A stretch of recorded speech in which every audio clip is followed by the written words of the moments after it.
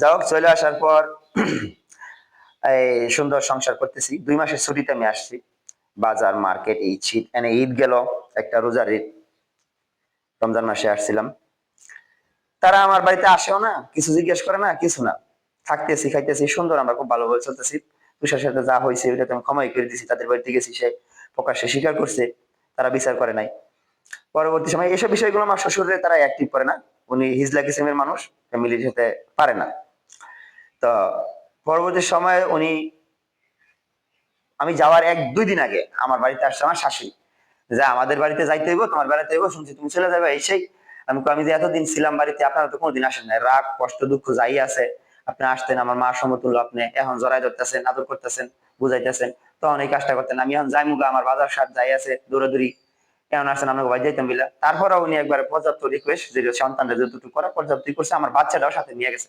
কিন্তু আমি যাবই না। পরের দিন সকালবেলা ফোন দিতেছে, এসে পরে আমি মারিয়ারও বলছি যে আমি যাবো না, তোমার বাড়ি থেকে যদি জোর জবরদস্তি করে, আমি কিন্তু তোমার সাথে খারাপ ব্যবহার করবো। সে এক পর্যায়ে আমার সাথে খারাপ ব্যবহার করছে, আমিও সারা রাত তার সাথে খারাপ ব্যবহার করছি। পরের দিন আবার একটা ম্যাচিং, তার বাচ্চা নিয়ে তাদের গিয়ে গেছে। তো যাই হোক, পরবর্তী সময় তারা হয়তো মনে কষ্ট হয়েছে, যাই হোক, মারিয়ারে নিয়া, ওই আবদার ভাইয়ের যে মাইয়া, ওরে নিয়া আমি বিদেশের জন্য রওনা দিই। হ্যাঁ, এয়ারপোর্টে পৌঁছাই, ওই জায়গায় যতটুকু সময় তাদেরকে দেওয়ার কথা বলি, তারা বুঝাই রাখা। তারা আসার সময় বেশ ভালো করে রেস্টুরেন্টে খাওয়ার জন্য তারা দুইজনে টাকা পয়সা দিয়া, তাই তারা খাওয়া দাওয়া করে বাড়িতে আসে। আসার পর এনে থাকতেছে। থাকার ও এক সময় বলি, আবার তুমি দ্বিতীয়বার আসছে, একটা বেবি আছে, আরেকটা বেবি আমি অ্যাকসেপ্ট করার জন্য মানে একটা ইয়ে করছি। পরবর্তী সময় জানতে পারছি আর কি 1-1.5 মাস পরে, যে না, তাদের অ্যাকসেপ্ট হয়েছে, 2 মাস প্রায় চলে, এমন 2 মাস হয়তো কাছাকাছি। তো হুট করে একদিন ফোন দিয়ে বলতেছে, আমার তো বেবি নষ্ট হয়ে গেছে। কিসে? হ্যাঁ, আমার তো শরীর খারাপ হয়ে গেছে বা একটা কিছু। আমি কই, এটা কিভাবে? পরে আমি খবর নিয়ে দেখলাম যে তার দাদিও আসতেছে না, তার মাও আসতেছে। তো এই জিনিসটা সে তাদের সাথে শেয়ার করছে। শেয়ার করার পরে তারা হয়তো জুস টুস, তারা এগুলো কিছু নিয়েই আসে, কিছু একটা খাবারের সাথে মিশিয়ে খাওয়াইছে, নষ্ট হয়ে গেছে। যাও, যেহেতু আমি পারছি না তাদেরকে কন্ট্রোলে আনার জন্য, এই শ্বশুর শাশুড়ি বা কিছু, তারা পর্যাপ্ত লোভী, আমার টাকা পয়সা তারা চায়, এইগুলো দিয়ে সুদের ব্যবসা করব। মানে তাদের বাড়িতে আমি গড় জামাই থাকতাম, এত কিছু থাকার পরে আমার পজিশন, রাজনীতি, জায়গা সম্পত্তি সব সিঙ্গাপুর মতো, তাদের মতো মানুষের বাড়িতে আমি গড় জামাই থাকতাম।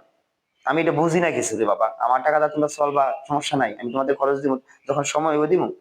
আমি আমার বাবা মারে চালাতে পারি, তোমাদের চালাতে পারবো না? কই, আমার বাবা মারে তো কেউ চালায় না, আমি তো চালাইতেছি, সকল ধরনের সুযোগ সুবিধা দিয়ে চালাইছি। আজকে বাবা মারা গেছে। তো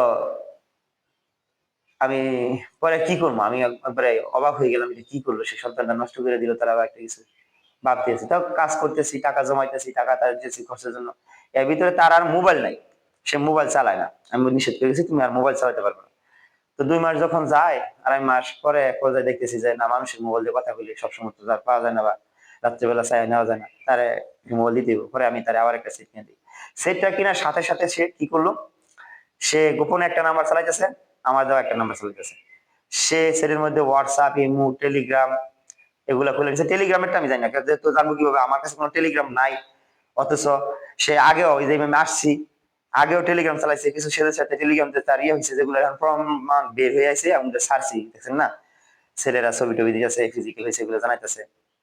তো যাও, চালাতে চালাতেছে, এনতে 3.5 মাস গেছে পরে, এনে আর থাকবে না, সে আবার একদম পাগল মতো শুরু করেছে, ওই বাড়িতে তার জায়গা দিব না। তো পাশে আরেক বাসা ফুয়াতো ভাই, ওইটা খালি, একবার ফুয়াতো বিদেশ থাকে, ওইটা নিয়ে দিছি। তো ওইটা নিয়ে দেওয়ার পরে ওই জায়গায় থাকতেছে। থাকার পরে আকাশ, বাড়ির পাশে যে চানুর বাগিনা যেটা বলে, গরজামার ছেলে, আপনার থেকে আসছে তারা, আকাশ করে একটা ছেলে, তার সাথে তার এই নাম্বার আদান প্রদান হয়। পরে সে মোটামুটি এনে 2 মাস ছিল। 2 মাস তার মেন্সের শরীর খারাপ ছাড়া যতগুলো দিন ছিল, প্রত্যেক দিনই তারা ফিজিক্যাল রিলেশন করছে। পরবর্তী সময় যেটা সে আমার কাছে নিজ মুখে স্বীকার করছে। তো এক পর্যায়ে এনে নাকি আকাশের সাথে সে প্রেগনেন্ট হয়ে গেছে। কিন্তু আমি বিদেশ থেকে তার চাপ দিয়েছি, সে বক্কর চক্কর করে, বা আমার না জানা একা বাসা টাবাসা জায়গায়, বা তার খালায় তারা আসেন বুঝায়, তার মায় তারা, তার দাদি প্রতিনিয়ত আসতেছে, বিভিন্ন কবিরাজি করতেছে, এটা করতেছে, এটা করতেছে। পরে হুট করে হয়তো আকাশ বিয়ে করবো না, বা একটা কিছু বাচ্চা হয়ে গেছে, একদিন 10-12টা বড়ি না, ঘুমের বড়ি না কি খায়া মরে যাবো, আবার বাপ মারে ফোন দিয়ে লইছে, আবার তারা আসছে, আমি ফোন দিয়েছি, আয়া তারা ফোন রিসিভ করছে আর কি। পরে এই অবস্থা, তাদের মেয়ে তারা সাথে করে নিয়ে গেছে। পরে 6-7 দিন পরে আবার এনে যে মালামাল আছে এগুলো তাদের বাড়িতে নিয়ে গেছে, যাও গেছে ভালো, সেই জায়গায় থাকতেছে খাইতেছে, মাস গেছে, 2-3 মাস যাওয়ার পরে সে হুট করে আবার, মানে এর আগে জড়াই গেছে সে ওই যেই বয়ে আমি শ্বশুরবাড়ি এলাকায় দিছিলাম না, এদিকে যে নলিপলাশ, দুর্গাপুর, এরপরে চাঁদপুর, এরপর আপনার কালীগঞ্জ, এরপরে ফুলবাড়িয়া, ওইদিকে যে স্যার একাধিক যোদ্ধা 4-5টা ফেসবুক আইডি গোপনে চালাইছে, আমি জানি না, 2টা পাইছি, তাদের সাথে স্যার অলরেডি সব হয়ে গেছে, তাদের সাথে আবার পুনরায় যোগাযোগ, এরপরে ভিডিওতে বাকিগুলো বলতেছি।